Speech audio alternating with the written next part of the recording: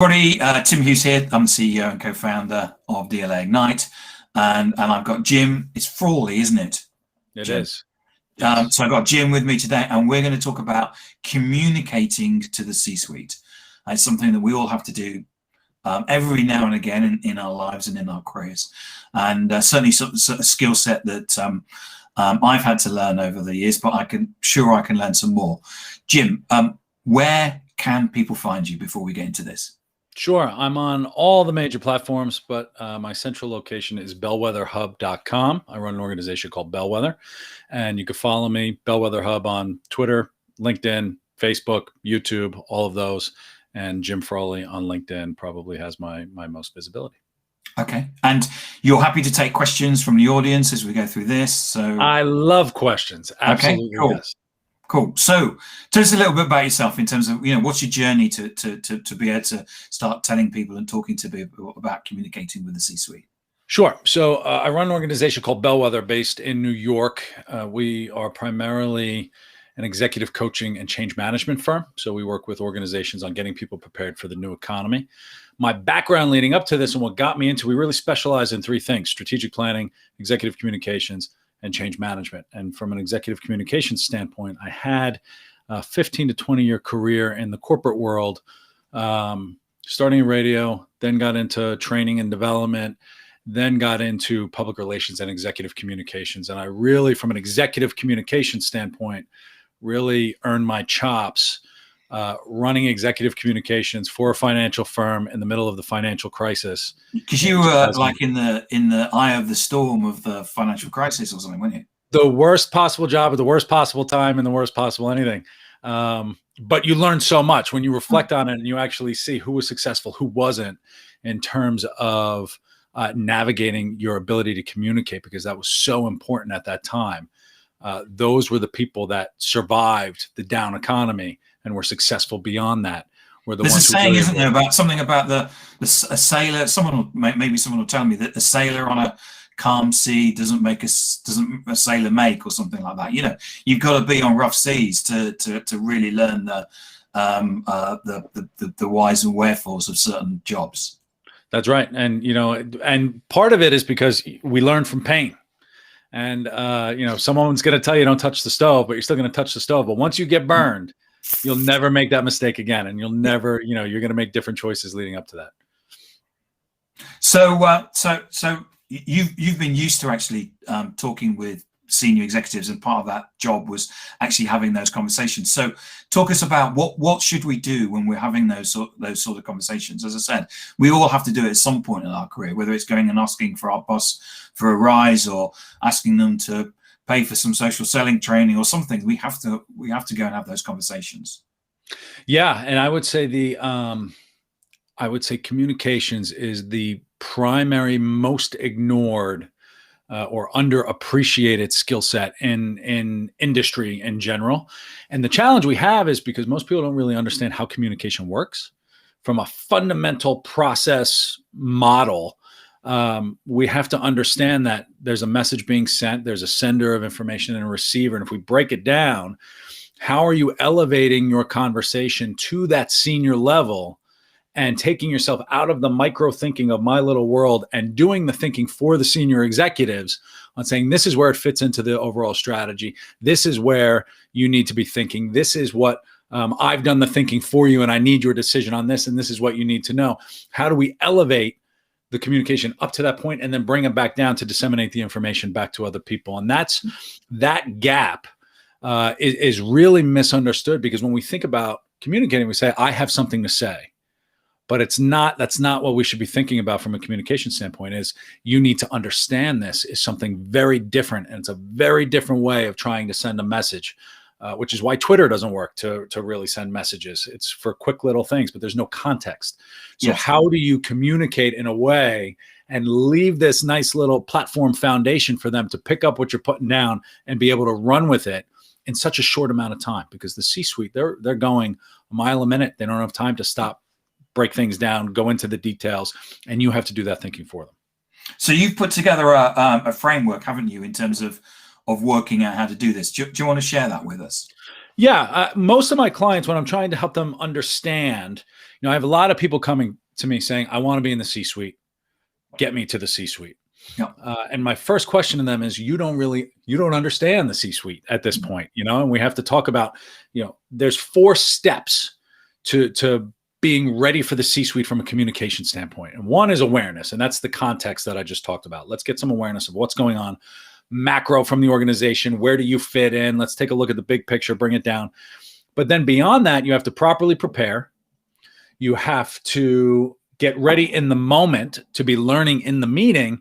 And then you're going to take that as wisdom to influence the next time. So I go from awareness, preparation, learning, and wisdom. And that's really the arc of understanding communication at an extremely senior level to focus on proper preparation, proper context, and proper communication in general.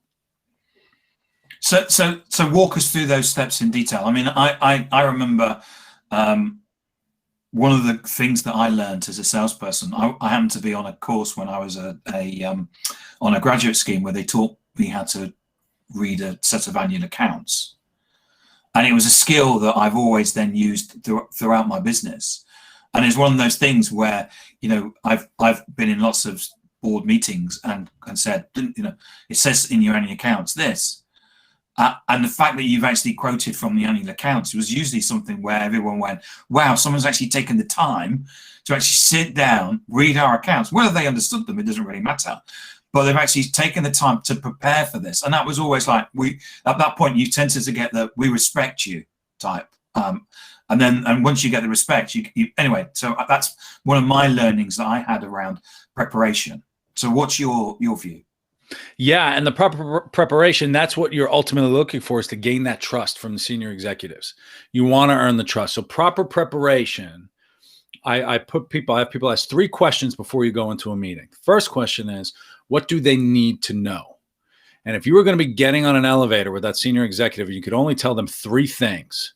What are those 3 things that you want to communicate to that person that they need to understand? And that's the crux of your information. And if you have more than 3 things, you need to bring it to a higher level so that they can understand, are you bringing this up to a senior enough viewpoint for them to say, okay, I understand what you're saying. So that's one.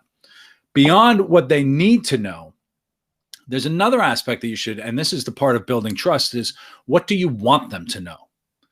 And that's very different, because what they need to know is the basis of your communication. But what you want them to know is what's the message you're sending without words.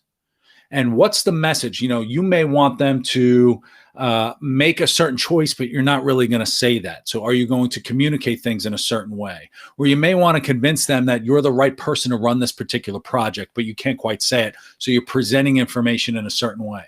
So that gives you the context in which you're going to be communicating to them in a certain way to say, these are the 3 things with this bubble around it, so that you could say, the primary purpose of this is to really say that I'm the best person for this project. So thinking through what you want them to know through body language, through other aspects of communication, and how do you want to influence them or influence a decision, that is part of your preparation as well.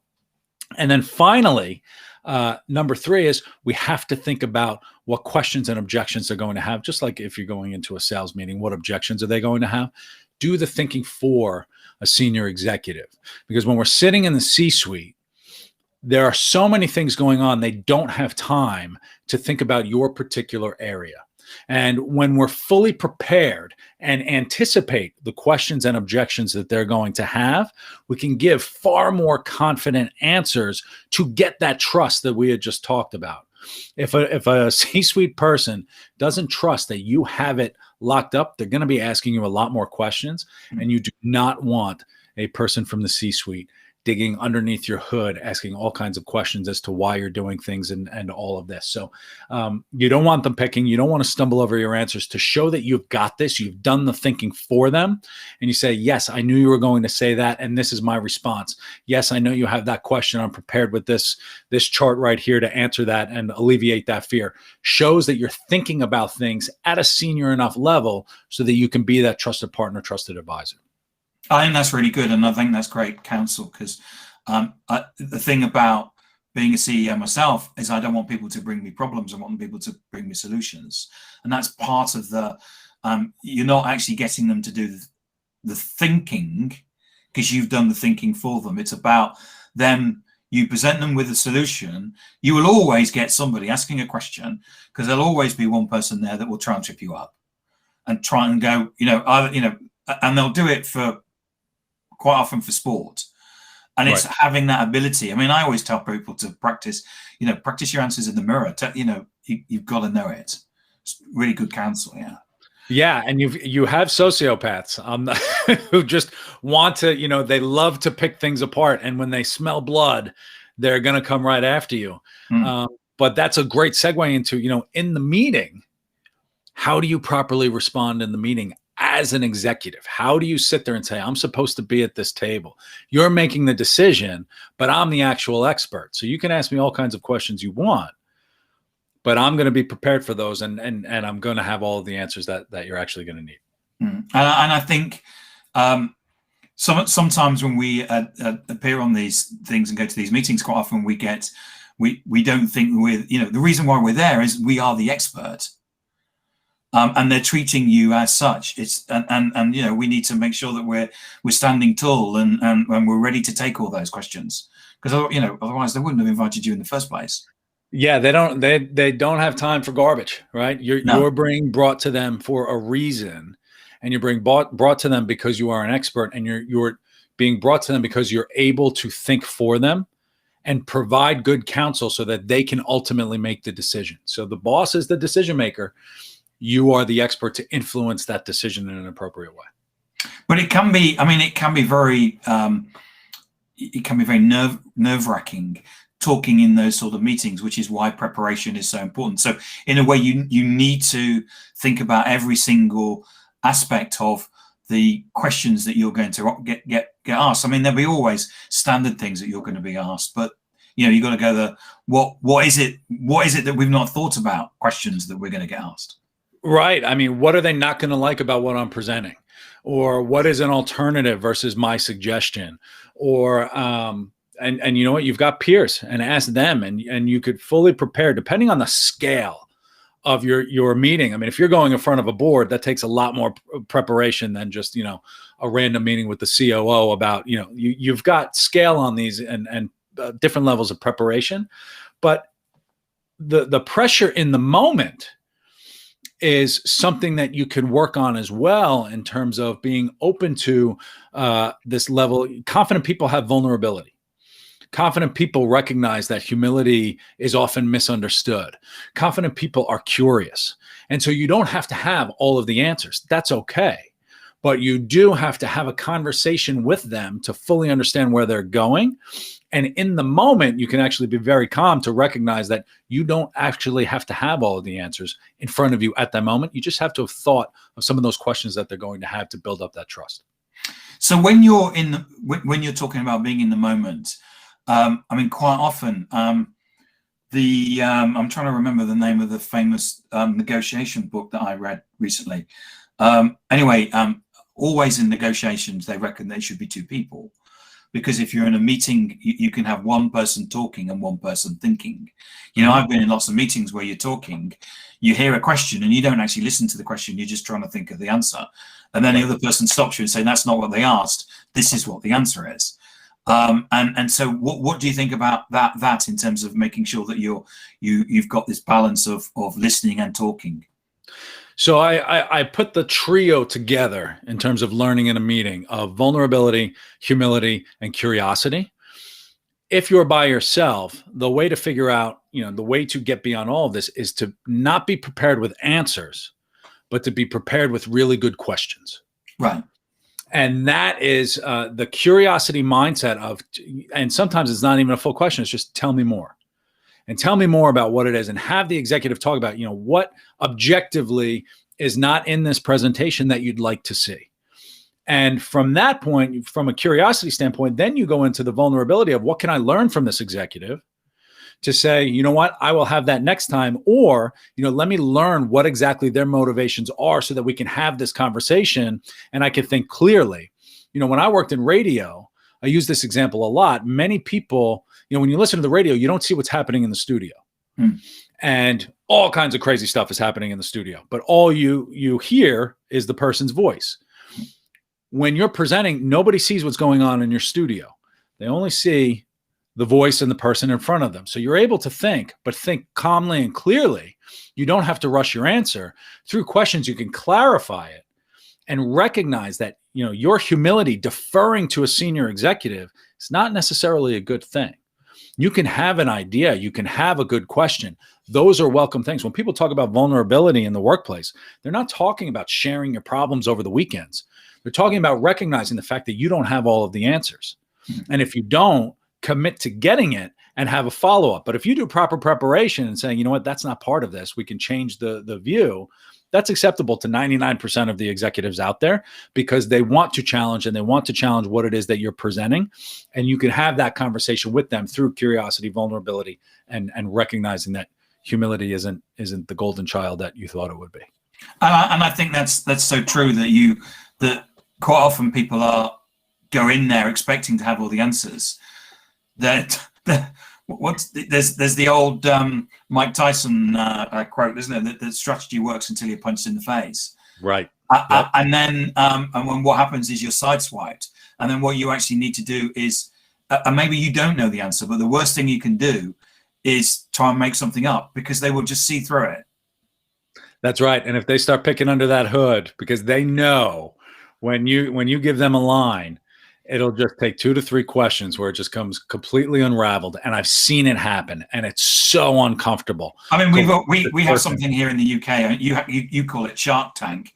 We call it Dragon's Den, where you have people presenting and they start picking at something, and then they can see them all up, and then the whole thing just completely unravels, and you can see it taking place. It's like a train wreck that you just can't look away, but you just feel, you feel so badly for them. But yeah. So we've gone through the process of having we've prepared, we've done our presentation, we won whatever it was. What do we do after that?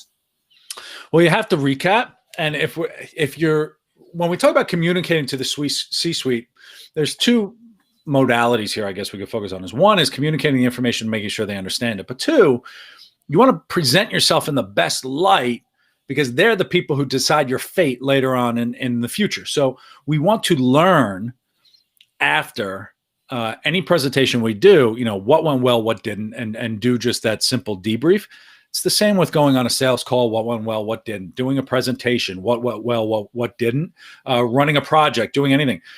We have to take a look at, how did I communicate? Was there something I could have done better? Were there certain questions that I wasn't prepared for? How are you reviewing your ability to communicate? Because if you have a desire to get up at that particular level, that's a skill set that you're going to constantly have to build. And if you want to do a triathlon, you have to bike and you have to review, and you have to swim and you have to review. If you want to execute at the C-suite level, you have to communicate and review and constantly get into that cycle about learning mindset, continual improvement. And what are you doing to make sure that the next meeting is better than the one that you just had, no matter how good it is? I think that's really good advice. I've walked out many a meeting, and then I always say to the person I'm with, so if you had to do that again, would you do any differently? And they'd go, what was wrong? What was wrong? I said, no, I'm just trying to find out, if we were to do it, would we do it any differently? Because whatever you do, you have to do a review. And we think that once the presentation's over, it's done, but it's not. And I'm telling you right now, 90% of people do absolutely zero recap work on how they did and how can I improve. Nobody does it. We all talk about we should do it, but nobody actually does it. And it takes 5 minutes to just walk out of the room, write down, and what are the 3 questions? What went well? What didn't? What would I do different next time? And that's it. And you can write that down and put it on your desk or whatever. And the next time you have to do a presentation, you pick it up and say, okay, I remember that. It is far and away, that is actually the first step to preparing for your next meeting, is the recap of the previous meeting before that. That's great advice, Jim. Anything else as we're coming up to the 20 minutes?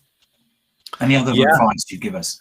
It's the only other thing that I deal with people trying to communicate at the C-suite level is that imposter syndrome of, am I supposed to be at that table?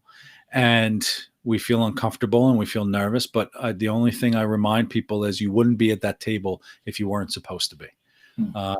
So recognize that you are there because you are an expert in some particular way.